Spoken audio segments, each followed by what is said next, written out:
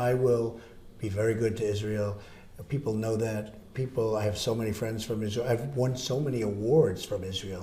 I even was the Grand Marshal for the Israeli Day Parade a number of years ago. So I will back Israel. Those were the words that President Trump said to me 2 years ago, and now here is what he is saying today. I will tell you that we have a big announcement coming up at 1 o'clock. Perhaps a couple of you will be there, maybe not. But it's a big announcement. It's an announcement concerning Israel and the Palestinians in the Middle East.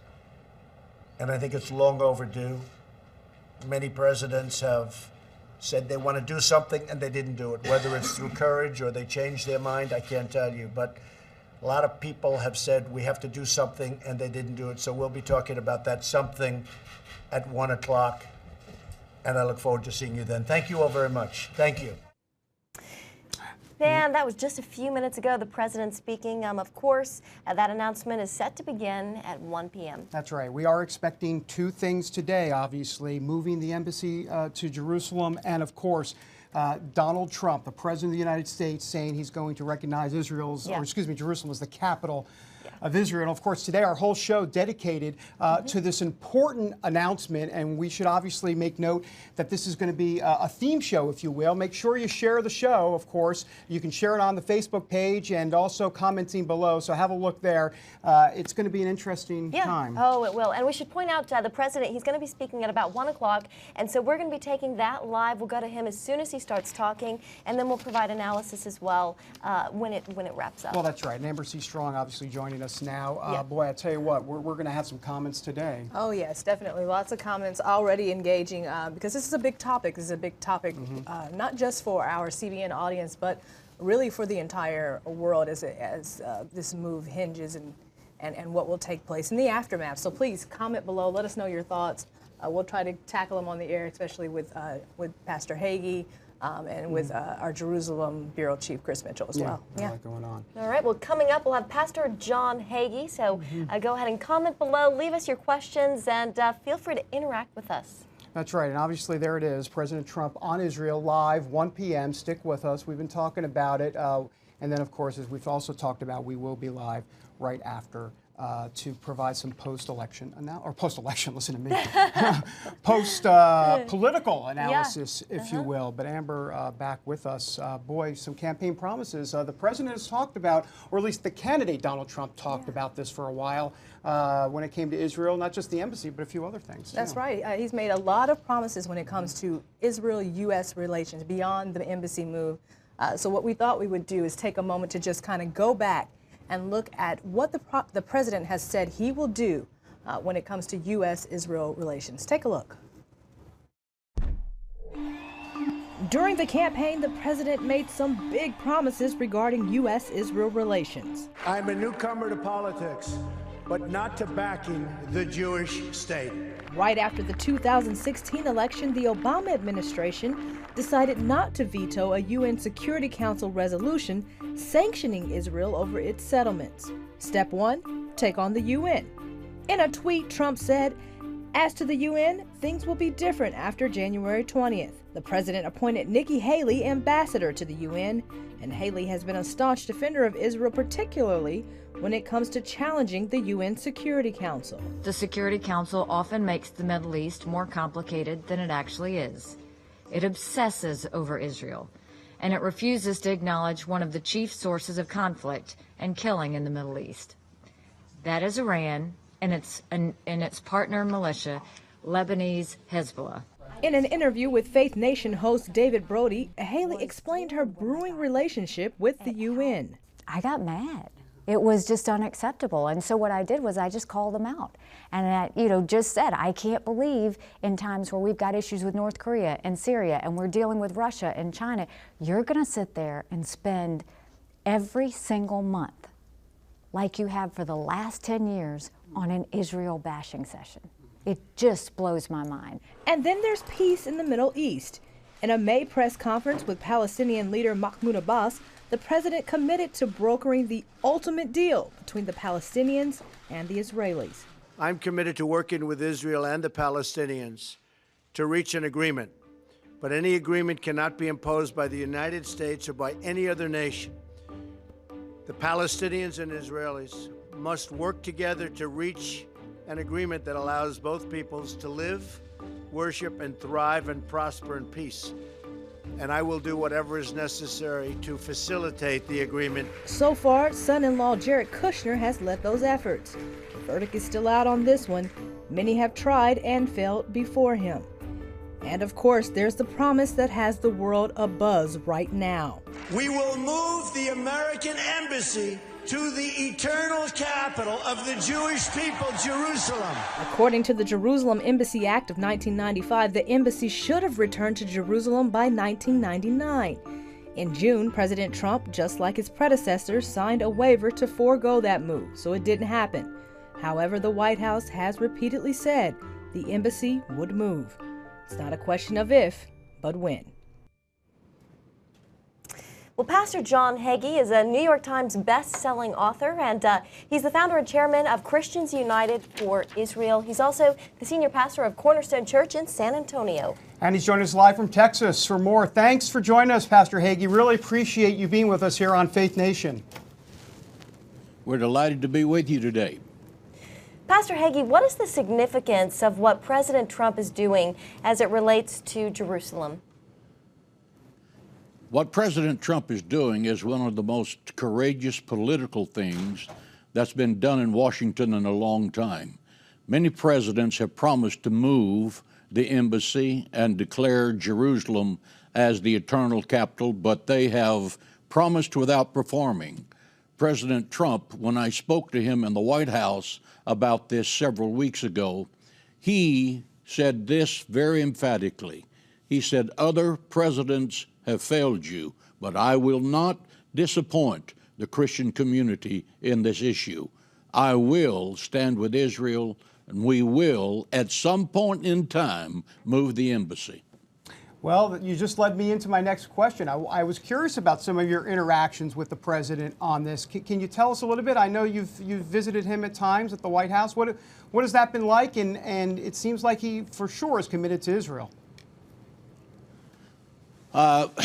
When you meet when you meet the president, he's very cordial. He's very warm. He's very engaging. We were there for about 2 hours in an evening meal together, and we spoke about the geopolitical crisis of the Middle East. We spoke about what his thoughts were about moving the embassy. And I talked to him about the significance of moving the embassy in the Jubilee year, because I told him that God measures everything in modules of 50 years. And I said, this is a principle that's carried out in Leviticus, the 25th chapter. I said, if you look at 1917, it was a Jubilee year, and the Balfour Amendment came, and then in 50 years, was 1967, and Jerusalem was reconnected to Israel, and you add 50 to 1967, and you're in 2017. I said, this is the year to move the embassy and make that declaration, because it is a biblical timing of absolute precision. Thank God he's going to do exactly that.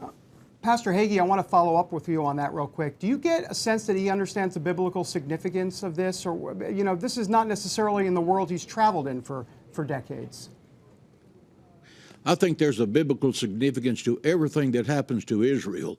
David writes in the book of Psalms, God has a set time to show grace and mercy to the Jewish people.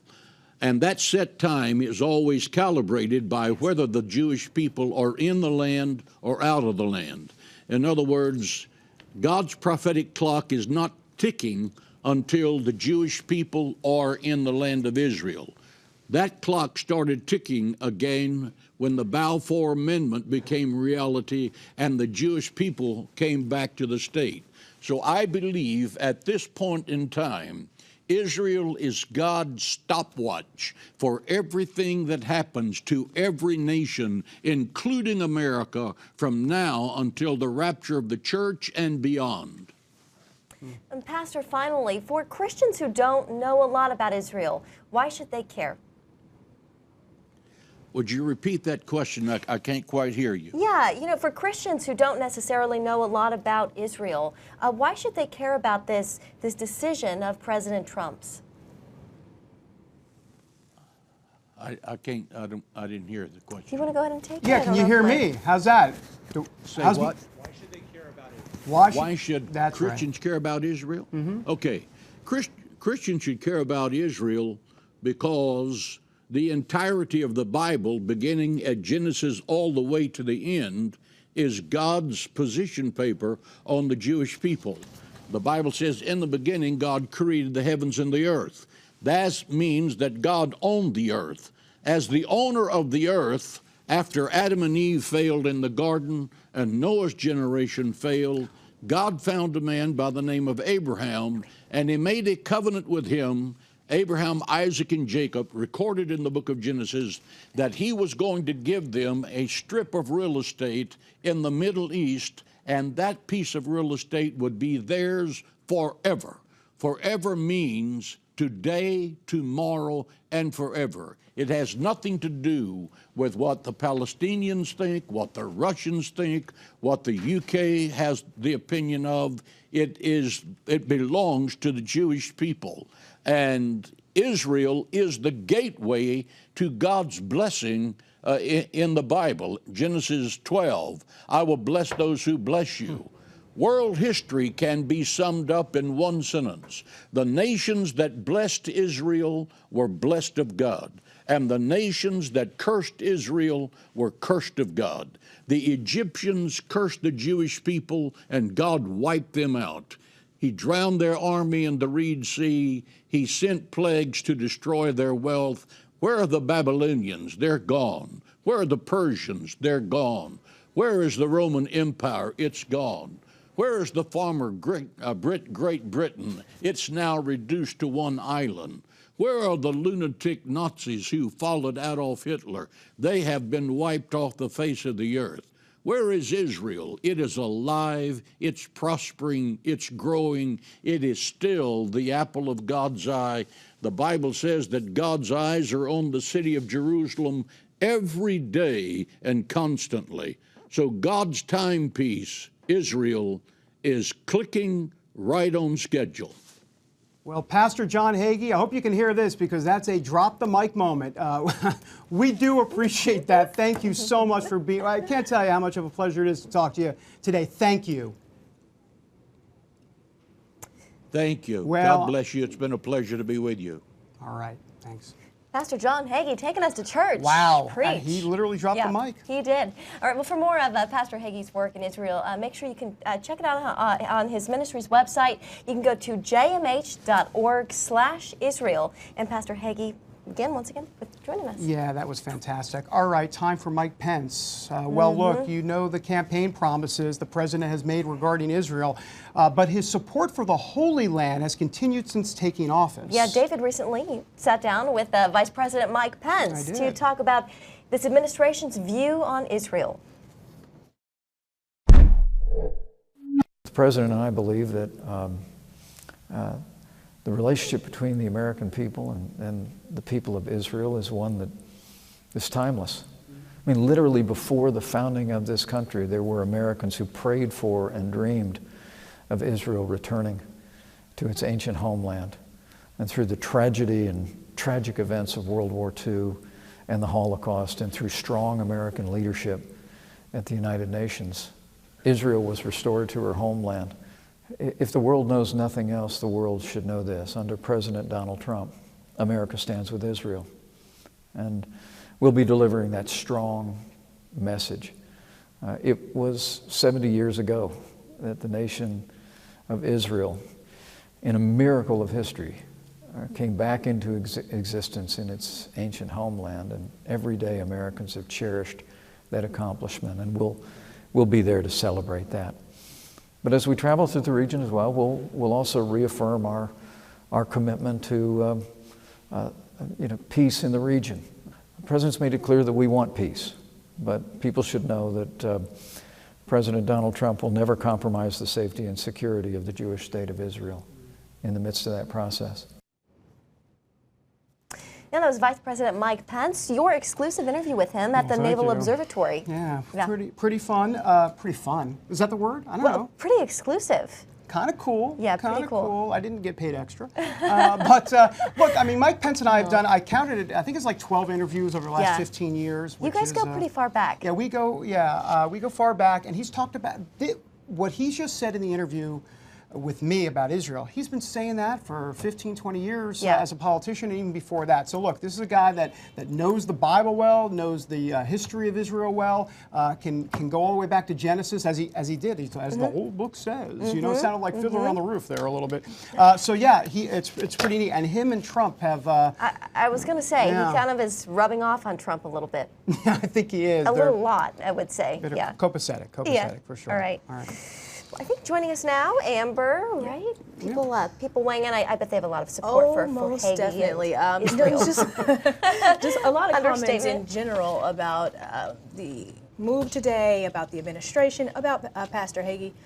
So remember, if you guys are this engaged, then please share, get the word out there about this episode, and just a reminder that we're going to flow right into the president's speech today at 1 o'clock. What time is it? His live announcement. So. You don't have to leave right here. We're just going to go right into what the president has to say, the official word on this move today. All right, 14 minutes away. We're 14 minutes away. In the meantime, we have a couple of comments that I did want to read. This one is from Diane, who is asking for praying for the peace of Jerusalem, Israel, and the Jewish people. And it's an interesting comment, because one of the things that I've heard while we're praising this, a lot of people are praising this, is the fear on the ground in the aftermath of this. Not just for Israel, but for people in the surrounding regions. We've gotten a lot of threats that there's going to be violence after this, warnings from our government about Americans traveling abroad in the region. So I think that the safety of people in the area is a real concern, and that's probably something that our Jerusalem Bureau Chief, Chris Mitchell, will be able to get into when he gets here, just to talk a little bit about the safety and what's going to happen on the ground there. So if you have questions for our Jerusalem Bureau Chief, Chris Mitchell, be sure to shoot those to us as well. And then the other thing that people are asking for is policy. We've given a lot of the biblical opinion and the prophetic opinion on what's happening, but people are asking, what's the policy behind this? And so maybe that's something that Chris Mitchell can tackle as well. Yeah. Well, yeah, and there's a difference between the policy of the United States and the position of the United States. And exactly. I'm going to ask Chris about that, so we'll get into that. Yes. All right, well, coming up, Faith Nation heads to Jerusalem. That's where Chris is. Our team there hit the ground to see what Israelis think about moving the embassy. We'll be right back.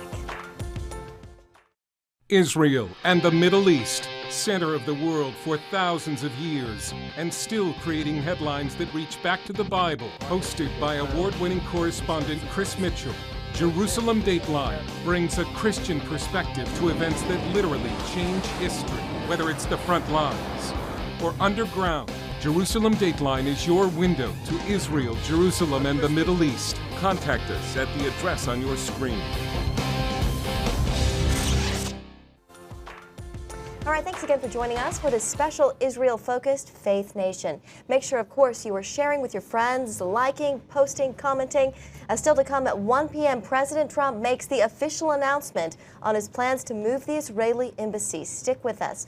We'll be taking the speech live after the president finishes. We'll be speaking. We'll be right back to bring you the analysis. Very nice. All right. Well, once again, Faith Nation coverage and analysis. Amber? Right before the break, we mentioned Chris Mitchell, our Jerusalem Bureau Chief. Every day, he works in Jerusalem. He's bringing you the stories from right there on the ground. So we wanted to know, with all of these moves from the Trump administration, what questions do you have for him? As David and Jenna and I chat with him, of course, I'll be looking over your questions, and maybe we can relay some of those to Chris to answer on the air. All right, but first we are going to head to the streets of Jerusalem to hear firsthand what Israelis think about President Trump and, of course, moving the embassy to Jerusalem. CBN's Julie Stahl has this piece.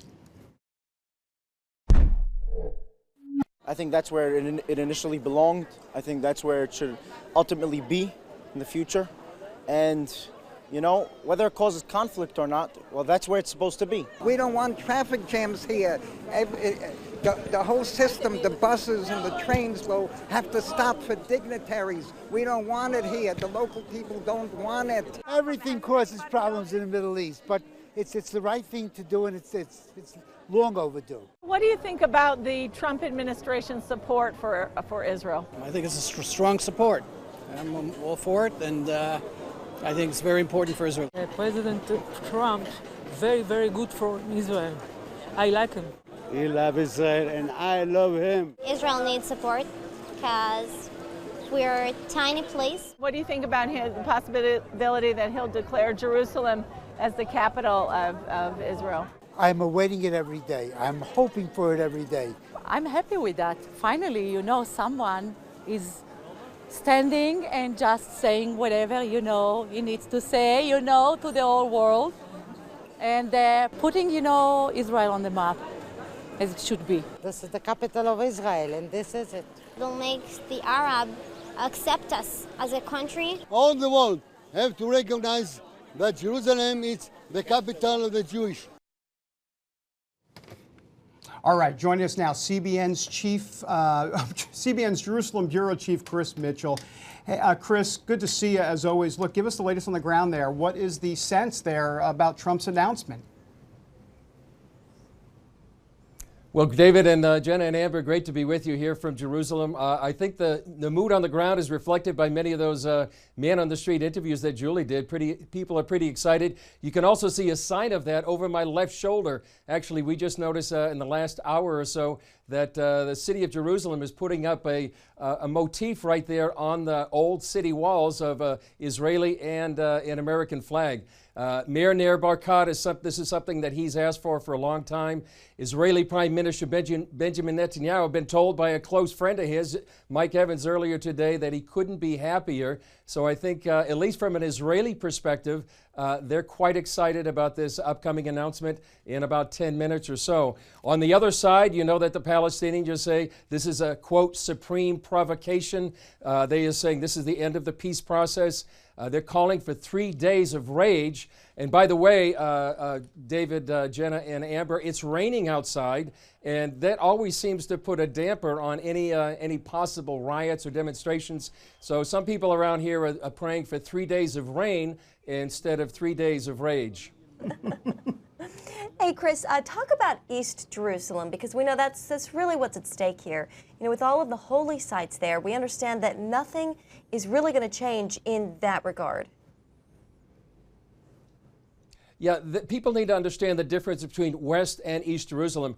Literally over my wall, when I saw that banner up on the walls of the old city, that is East Jerusalem. And that from 1948 to 1967 was actually controlled by the Kingdom of Jordan. And so when people talk about East and West Jerusalem, East Jerusalem was reunified or captured by Israel Defense Forces back in the 1967 Six-Day War. That was the whole story behind In Our Hands, the Battle for Jerusalem, that was produced by CBN Documentaries.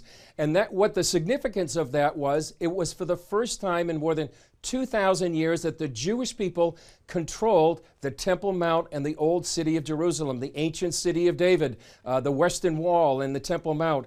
And so these are the things that really matter to the Jewish people.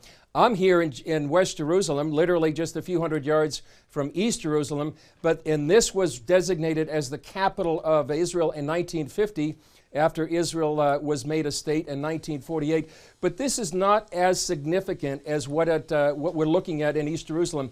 Also, from the Muslim point of view, they look at the Temple Mount, they call it the Harim al-Sharif. And they see that the Al-Aqsa Mosque that is on the Harim al-Sharif, which is called the Noble Sanctuary, is what they prize. And that's why the Palestinian Authority wants East Jerusalem to be the capital of a future Palestinian state. So that's the difference between East and West Jerusalem.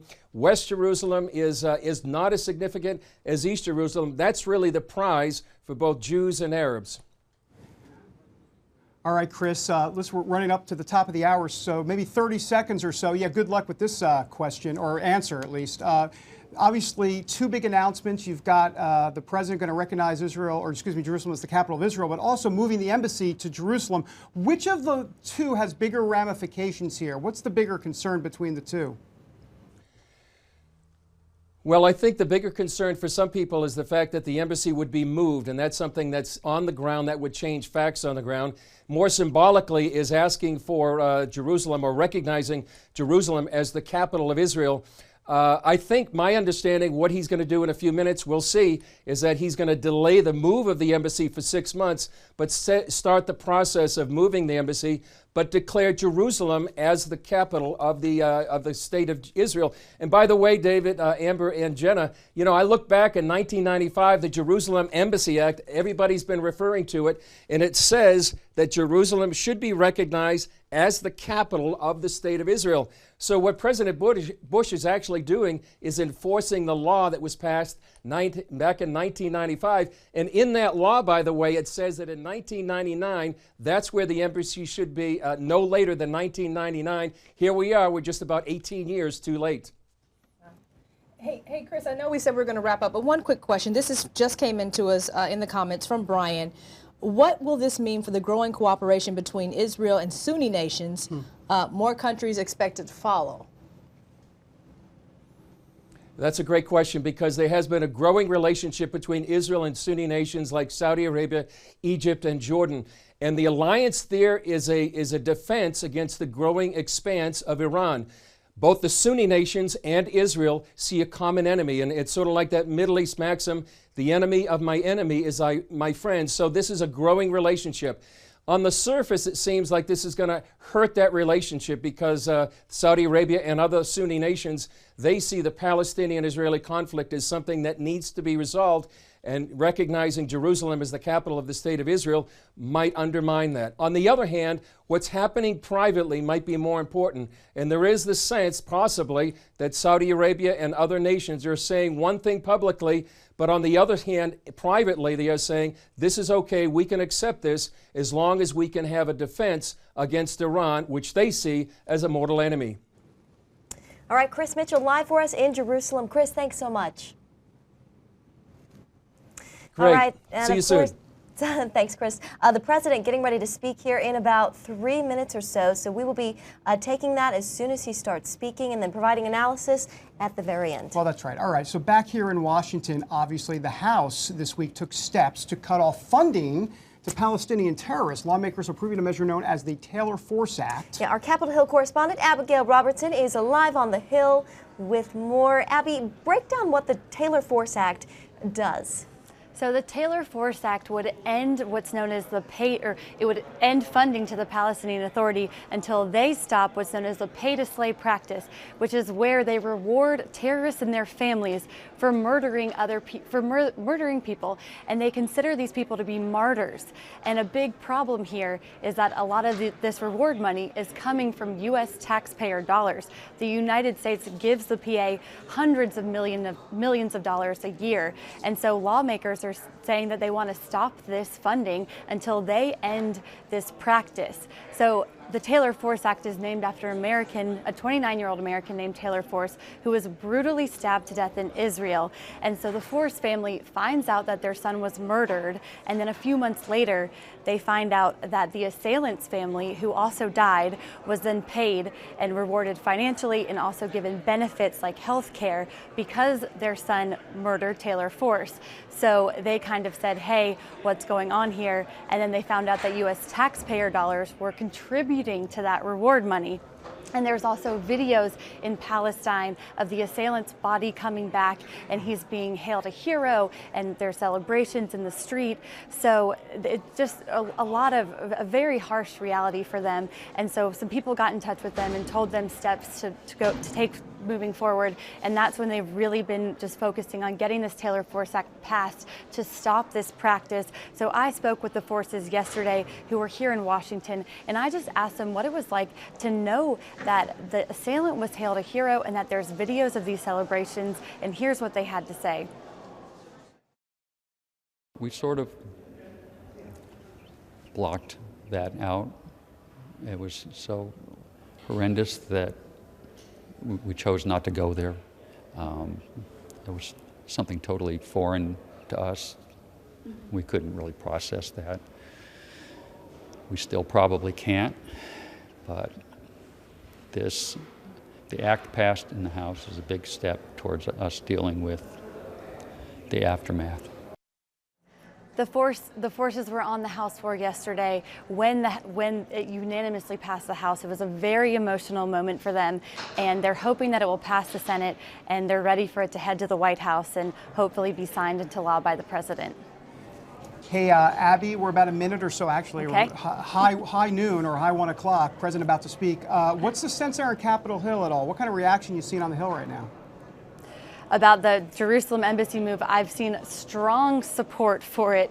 As Amber's package said earlier, in 1995, the U.S. Jerusalem Act passed with overwhelming support, and a lot of lawmakers are saying, you know, it's been over 20 years and the embassy still has not moved to Jerusalem, so they're ready. They think it's time. They know there might be repercussions, but they say it's the right thing to do. I even spoke to Senator Chuck Schumer a couple weeks ago and asked him his thoughts on this, and he's a strong supporter of moving the embassy into Jerusalem, so it definitely has congressional approval. When I call for it. All right, Abigail Robertson live for us on Capitol Hill. Thanks, Abby. Thank you. All right. All right, Amber, what are people saying on Facebook? A lot of people weighing in. This one from Cheryl, what a time we're living in.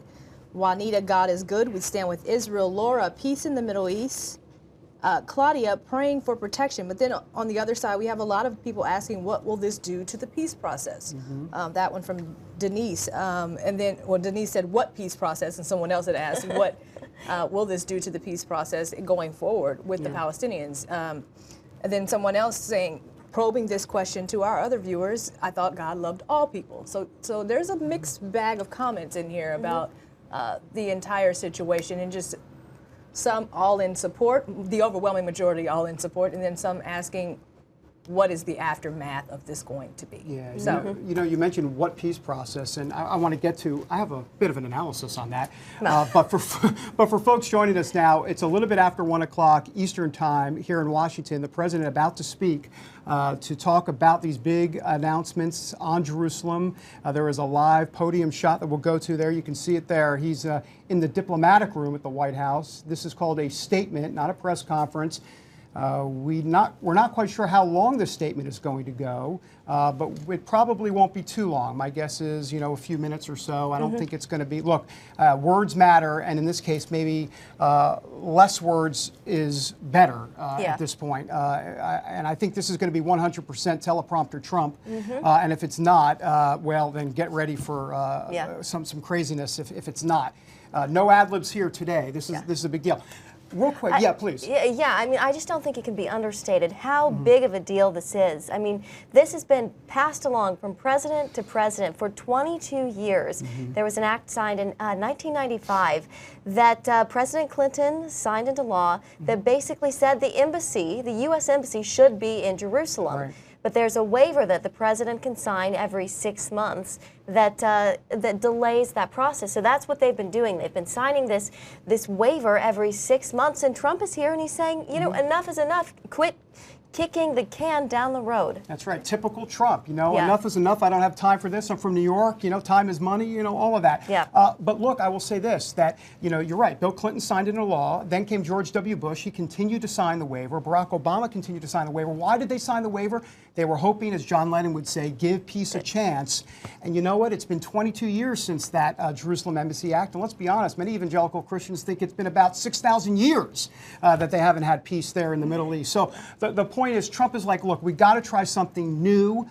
This is what they're hoping to do. Clearly, it's a provocative move. And so there might be a step back. One step back to go 2 steps forward. Yeah. Yeah, Amber. And just a point of clarification, he's going to keep signing the waiver, right? He will. He will keep signing the waiver. This is something we talked about before. The embassy won't just appear in Jerusalem tomorrow. Good point.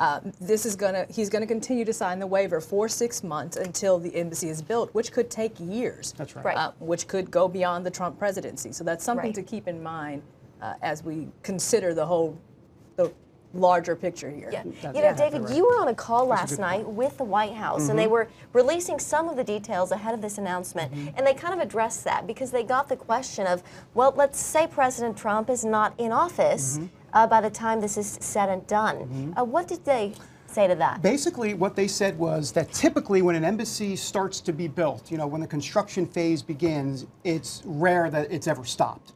So if you can get to the construction phase, you're probably in pretty good shape. Now, is there the chance that an ultra-liberal, I don't know, Elizabeth Warren-type presidency could stop something like that? Sure, absolutely. This is not U.S. policy, very important. But let's also remember what the White House was saying on that call last night is that they wanted to remind everybody that the U.S. Congress says Jerusalem the embassy should be in Jerusalem. So this is congressionally approved, signed into law by Bill Clinton. So it's not something that, you know, Trump is going rogue here or anything like that. He's just simply saying enough is enough, like you were saying. It's time to not sign the waiver and time to move forward.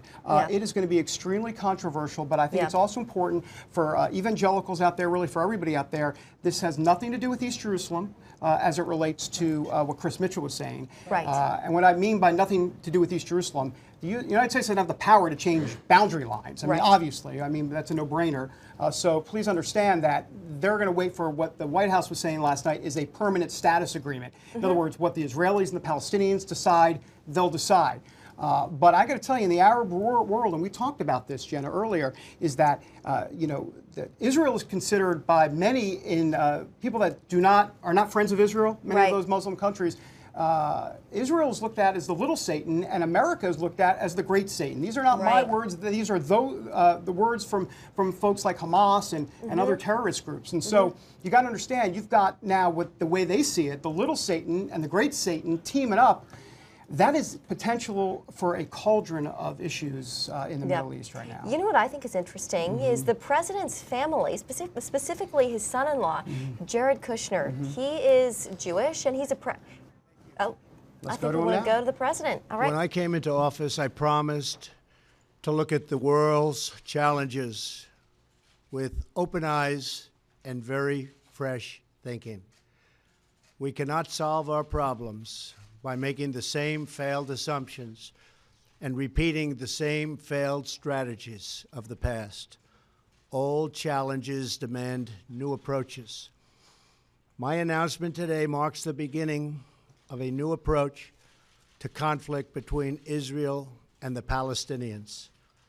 In 1995, Congress adopted the Jerusalem Embassy Act, urging the federal government to relocate the American embassy to Jerusalem and to recognize that that city, and so importantly, is Israel's capital. This act passed Congress by an overwhelming bipartisan majority and was reaffirmed by a unanimous vote of the Senate only 6 months ago. Yet for over 20 years, every previous American president has exercised the law's waiver, refusing to move the U.S. Embassy to Jerusalem or to recognize Jerusalem as Israel's capital city. Presidents issued these waivers under the belief that delaying the recognition of Jerusalem would advance the cause of peace. Some say they lacked courage, but they made their best judgments based on facts as they understood them at the time. Nevertheless, the record is in. After more than 2 decades of waivers, we are no closer to a lasting peace agreement between Israel and the Palestinians. It would be folly to assume that repeating the exact same formula would now produce a different or better result. Therefore, I have determined that it is time to officially recognize Jerusalem as the capital of Israel. While previous presidents have made this a major campaign promise, they failed to deliver. Today, I am delivering. I've judged this course of action to be in the best interests of the United States of America and the pursuit of peace between Israel and the Palestinians. This is a long overdue step to advance the peace process and to work towards a lasting agreement. Israel is a sovereign nation with the right, like every other sovereign nation, to determine its own capital. Acknowledging this is a fact is a necessary condition for achieving peace. It was 70 years ago that the United States, under President Truman, recognized the State of Israel. Ever since then, Israel has made its capital in the city of Jerusalem, the capital the Jewish people established in ancient times. Today, Jerusalem is the seat of the modern Israeli government.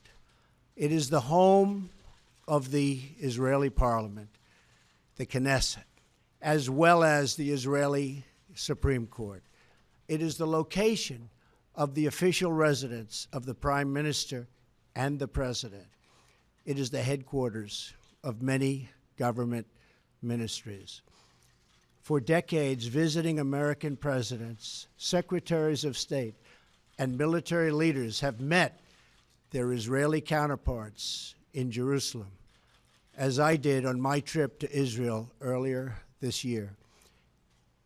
Jerusalem is not just the heart of three great religions, but it is now also the heart of one of the most successful democracies in the world. Over the past 7 decades, the Israeli people have built a country where Jews, Muslims, and Christians, and people of all faiths are free to live and worship according to their conscience and according to their beliefs.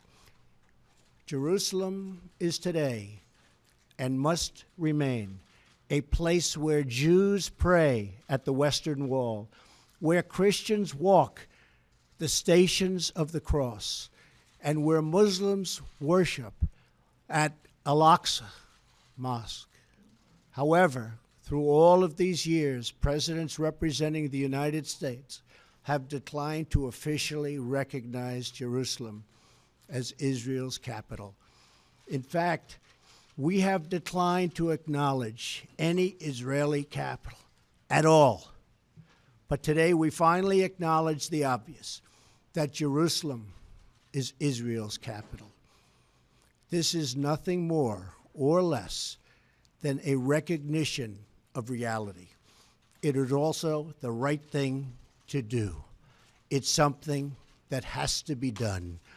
That is why, consistent with the Jerusalem Embassy Act, I am also directing the State Department to begin preparation to move the American Embassy from Tel Aviv to Jerusalem. This will immediately begin the process of hiring architects, engineers, and planners so that a new embassy, when completed, will be a magnificent tribute to peace.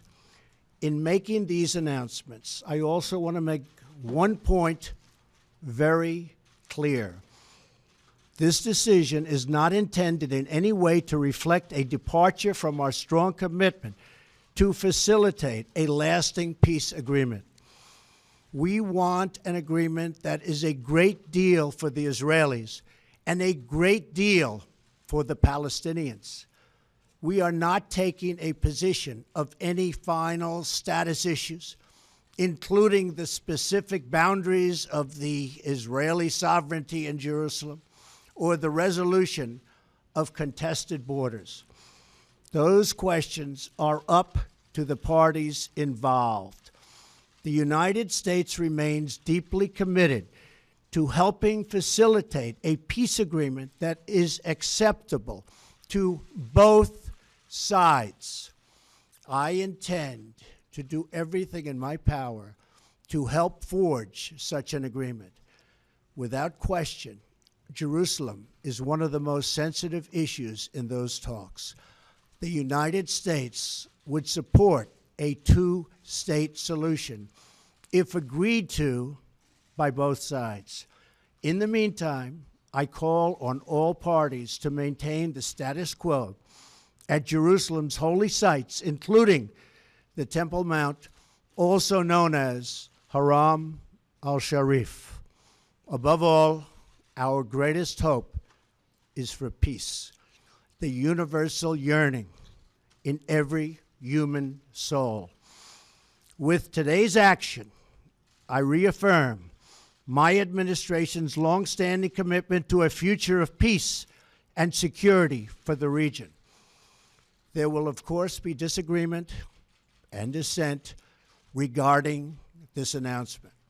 But we are confident that ultimately, as we work through these disagreements, we will arrive at a peace and a place far greater in understanding and cooperation.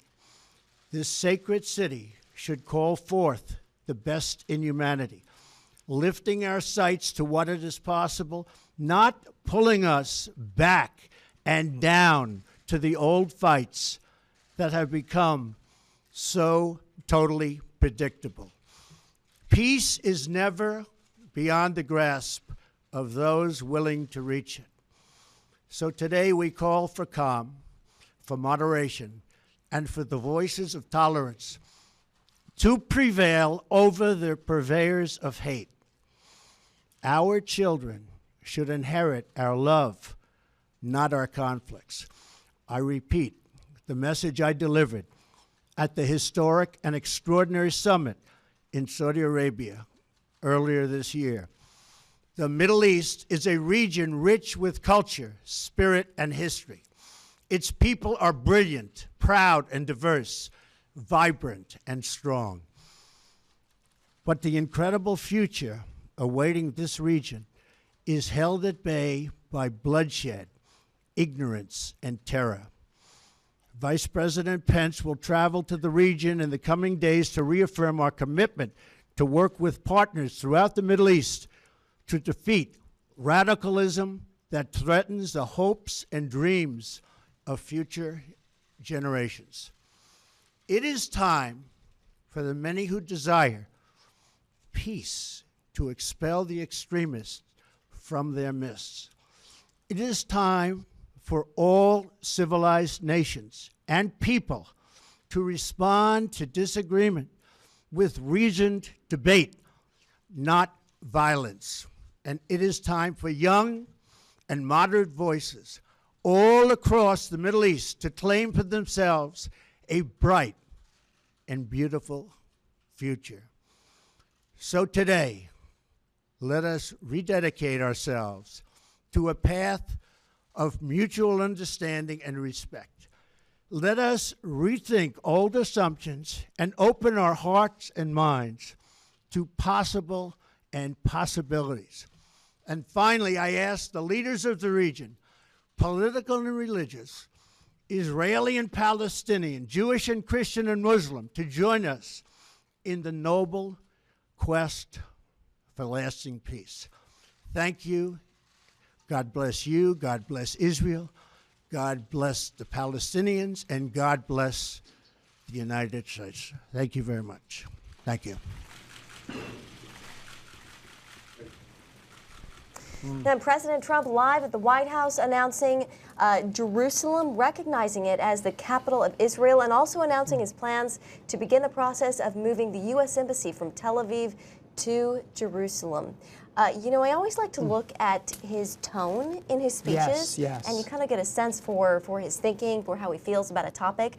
I thought here he was resolute, he was strong. He's not backing down on this issue, despite a lot of criticism that he's gotten from other world leaders, from just different groups. He is resolute in his decision to make this happen. Yeah, and the energy that he was showing, Jenna, was extremely strong. He started out in his normal kind of Trump prompter way, and then he continued and increased the energy as the speech went on, or at least the body language. The body language, and if notice the subliminal behind him, it wasn't just Christmas ornaments, it was Mike Pence was the real ornament in the room. And there is no doubt he was there. Look, everything's staged. And Mike Pence was there for a reason to say, there are a lot of things that were going on there, but Mike Pence in the back was to say, hello, we are together on this, that this is important. This was a bit of a nod to evangelicals to have him behind there as well. So I think that was interesting. Quick couple lines. He called it a new approach. He said it would be folly to continue to do the same thing. This is what we've talked about today. Did he say a noble cause? A noble cause. He said it's the right thing to do. And I thought this part was interesting. We're not taking any positions of boundaries, contested borders, or sovereignty, which is the East Jerusalem issue. In other words, hey, we're staying out of that. But here's the problem with that. You know, you're saying that, which may be the carrot to the Palestinians, but at the same time, ... you just recognize Jerusalem as the capital of Israel, which is, in essence, code for we're, in essence, with Israel on the Jerusalem issue. So how do you balance the two?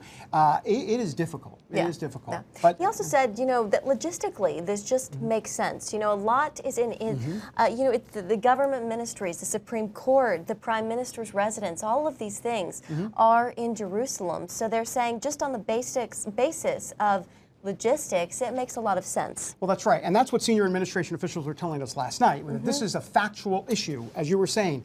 The seats of power are in Jerusalem. So let's just do this. And I thought it was interesting. He didn't really criticize past presidents, at first at least. He says, I don't judge past presidents for signing the waiver. But then, of course, in typical Trump fashion, he said, today, I'm the one delivering, of course. So right. And he said, some say they lacked courage. Yeah. Like, I'm not saying that, but some say. I'm not saying it. Yeah. But hey, it's out there. Yeah, one last thing. I know we want to bring Chris Mitchell in here, but real quick, this is a promise to evangelicals. He made it on the campaign trail. This is what we started the show with. He said he was going to move the embassy to Jerusalem. He is doing that. You'll read in the New York Times that this is a partial campaign promise. No, it's not. He has directed the State Department to move the embassy to Jerusalem. If it takes years, it takes years. But the point is, he made the action. It's a bold action, and it's a campaign promise fulfilled. And this president so far is doing everything possible to not only keep evangelicals happy, but he has gone down the evangelical checklist, and they've got to be ecstatic with this. He is following through. Yep. All right, well, Chris Mitchell is live in Jerusalem. We want to go out to him now for his reaction on the president's announcement. Chris, your thoughts? Well, Jenna and David and Amber, I think we just watched a historic speech. We can parse all the details that he talked about, but he mentioned President Harry Truman 70 years ago, who, against much of his State Department at the time and many of his advisors, said, don't recognize Israel. You should do it. 70 years ago, Harry Truman, 11 minutes after Israel declared themselves a state, he recognized Israel as a state, the first nation in the world to do so. I think this kind of decision raises to the historic importance of Harry Truman 70 years ago. For the first time, a sitting president has recognized Jerusalem as the capital of Israel, and to start the process of moving the U.S. Embassy. I just think it's that kind of history in the making right now. Also, earlier today, I was talking to Mike Evans, and as I mentioned before, and he was saying he believes Trump, just like Harry Truman 70 years ago, is almost like King Cyrus in the Bible. If you remember, King Cyrus helped the Jewish people leave Babylon after the Babylonian exile to help come and rebuild Jerusalem. And so Harry Truman said he was Cyrus, and I think many people are going to be looking at President Trump today and saying, you're Cyrus as well. Chris, I know we asked you about this a little earlier regarding potential violence in the Middle East. Always the potential for that. 3 days of rage, 3 days of rain. But what is the real the sense there? Because boy, I have to tell you, I can't imagine that this isn't going to cause major problems over there, Chris. It really could. The potential is there. They did call for 3 days of rage regardless if there's rain or not. Erdogan is calling an Islamic summit next week. So Jerusalem has the potential of raising the ire of the Muslim world, the Islamic world, if anybody sort of touches, as President Trump referred to, the Haram al-Sharif, the Al-Aqsa Mosque. 17 years ago, the Second Intifada began when then Prime Minister Ariel Sharon went up on the Temple Mount, and that was like a 3.5-year period of suicide bombings and terror attacks. So the potential is there. And as I mentioned before, it remains to be seen what's happening behind the scenes. Is King Abdullah, is Crown Prince Mohammed bin Salman? Is President el-Sisi, are they behind the scenes saying, we can accept this, we're certainly going to object publicly for a number of weeks or months, but we'll see what happens in 4 months, 6 months.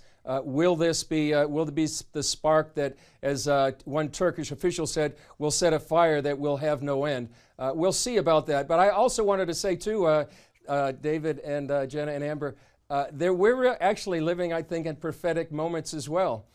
This is something the Bible certainly talks so much about Jerusalem. This declaration by President Trump, I really think, has prophetic implications.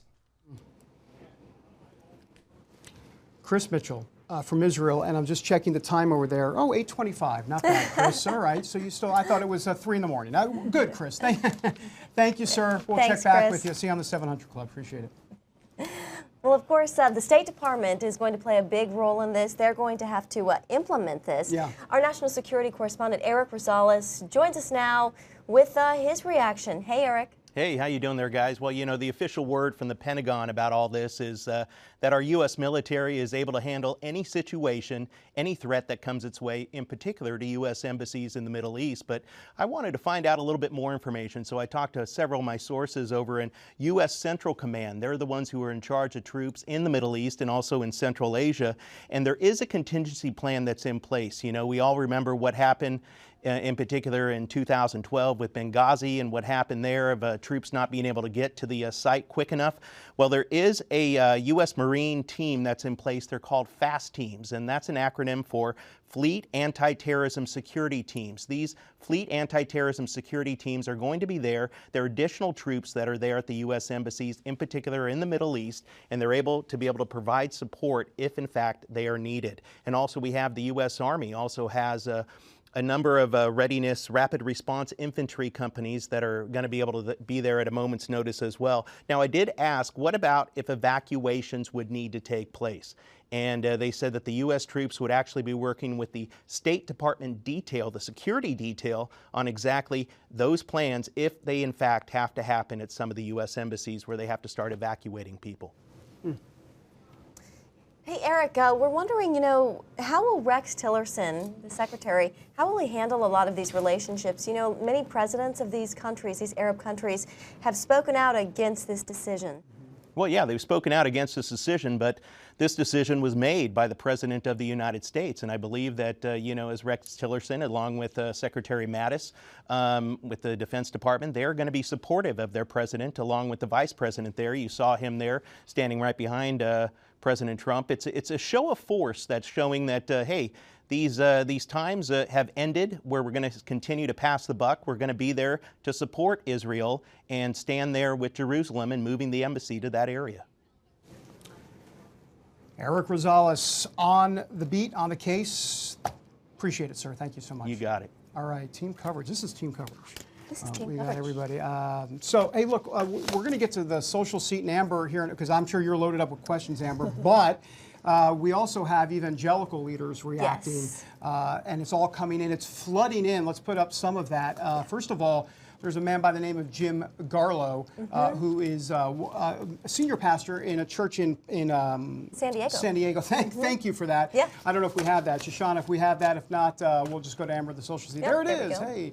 And this is Dr. Jim Garlow. He says it is quite possible that President Donald Trump's statement on Israel today is the single most important announcement regarding Israel by a U.S. president since President Harry Truman recognized Israel as a state. So, of course, we've been hearing that. There's more. Mike Huckabee also, and we'll just go down a couple of these here. Mike Huckabee saying, quote, today President Donald Trump did what his predecessors didn't have the courage to do, recognize Jerusalem as Israel's capital city. In so doing, he set 2 great examples for us, how to make good on promises and how to treat your friends. Yeah, Paula White also released a statement. She's, of course, very close to the president. I don't know if we can pop up that one. All right, this is Paula White. Promise made, promise kept. Yeah, she had a lot more, Keeping but it that's, I simple. think that's the headline. Yeah. And then we have Rabbi Yeah, Eckstein, yep. Yep, Eckstein. Yeah, Eckstein. We get his. Okay, there he is.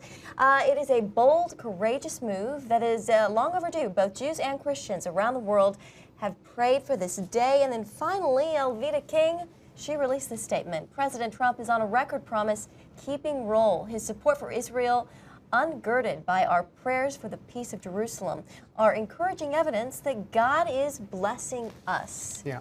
You know, David, one word that keeps coming up in these statements and just in the president's speech is the word courage. And I think that is what this takes. It takes a bold, courageous leader to do something like this. And this is exactly why evangelicals elected Donald Trump. They thought he would be a bold, courageous leader. I know liberals are grabbing the smelling salts. I understand.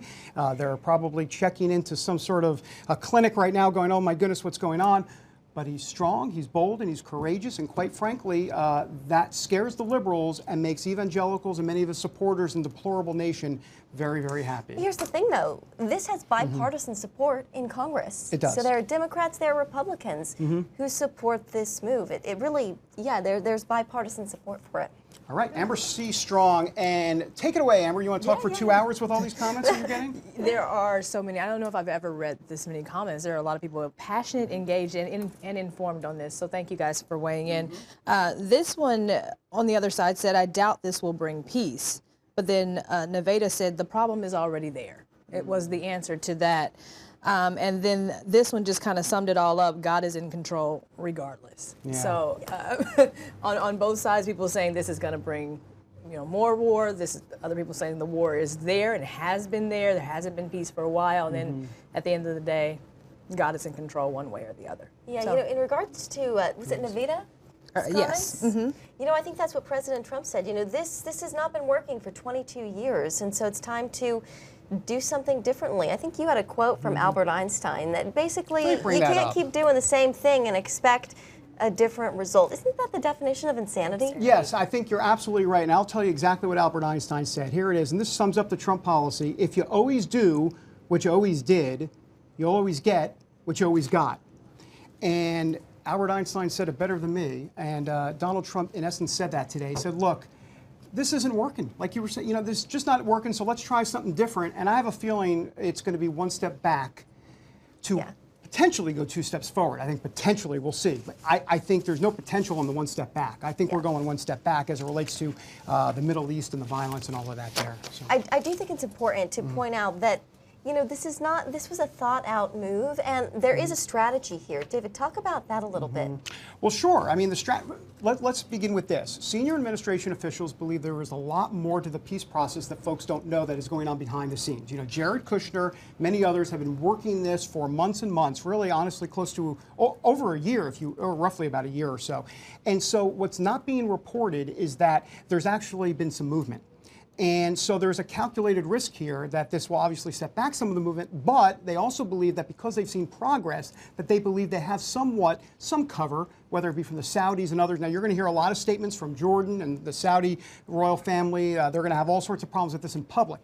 Behind the scenes, potentially a different story. And so that's that relationship that the Trump family has with the Saudi family that dates back even before the election. So interesting. I do want to put up a map. I think Shoshana said, our wonderful producer, Shoshana, we have a map, Tel Aviv and Jerusalem. And it's coming. It'll get up here at some point, But anyhow, Tel Aviv is about an hour or so from Jerusalem. There, take a look, and it even has animation on. That's pretty cool. Right there, yellow is Israel. As you know, Israel, very tiny country. Tel Aviv, about 1 hour from Jerusalem. Tel Aviv on the water there, Jerusalem, and you have to kind of take about, literally, well, with traffic, it's about an hour and a half or so. And so that's what we're talking about, an hour and a half drive or so from Tel Aviv into Jerusalem. But as you said, all of the Supreme Court, the Knesset, everything's there. It makes sense for it to be in Jerusalem. What's interesting is the Trump administration is trying to make this a fact-based argument. Well, of course you need to have the embassy in Jerusalem because your center of power is there. Well, the Arab nations, the Muslim nations there in that region are not going to buy that fact-based argument because there's something else called boundaries and the Temple Mount and a few other things that complicate matters. So yeah, we'll see. Yeah. Anyhow. All right, Amber, what are people saying? A lot of love for Eric and just the solid reporting, because I think that is an important part that we had to drive home is the national security aspect of this. And as you touched on just a little bit there, David, the policy aspects. So love for Eric for just bringing us the national security. And you have to remember that CBN is going out to viewers all over the world, people whose families are in this region, who work in this region. And so hearing that aspect is being praised on social media. Yeah. If you don't mind, just getting personal for a moment as it relates to some of my upbringing. You know, I grew up Jewish, and you know, you guys know that. I don't know how many folks out there know, probably not many. But you know, I grew up Jewish in a Reformed Jewish household, and so I grew up in a liberal, secular, Reformed Jewish household. I was bar mitzvah, the whole 9 yards. And so, look, I've run in these circles for decades, and so I can tell you that there are many Reformed Jews, especially, that are liberal in nature, that where liberalism most of the time trumps the cultural Judaism that they have. In other words, I'm not saying they're not Jewish or they're not, you know, cultural. They are. But when it comes to choosing between supporting Israel, which many evangelicals do, many Orthodox Jews do, when it comes to Reform Judaism, much different. Right. Much different. And so they really don't. By and large, Reform Jews do not support Israel. As a matter of fact, this move today by the Trump administration will not go down well with Reform Jews. Conservative Jews, different story. Orthodox Jews, for sure, different story. Yeah. They're more along the lines of evangelicals. And so, you know, and people always ask me, why is that? Why won't all Jews just support Israel? Well, like I said there, liberalism, when it comes to Reform Judaism, liberalism trumps that cultural Jewish heritage. Not that they're just not full-on Jewish, if you will, but the liberalism creeps in to the point where they see it more from a policy perspective and they side more from a progressive standpoint. Yeah, they're still all for the traditions, the customs, but like you said, they place the politics over those cultural norms that they have. That's exactly right. What about you, Amber? And I think it was very interesting. We didn't get all the way into it in the show, but there was a survey that came out from Lifeway Research looking at evangelicals, and they found even a split among evangelicals on those who completely support Israel and those who are not sure of their support of Israel, especially when it came to millennials. So we can't just kind of go into this assumption that everyone's on the same page when it comes to this topic all around. So. Well, hey, I have a feeling we're going to be hearing a lot more about this in the days and months ahead. Yes. All right, well, everybody, thank you so much for joining us this Faith Nation Wednesday, and we'll be right back here again next week. Have a great day. Hey, folks.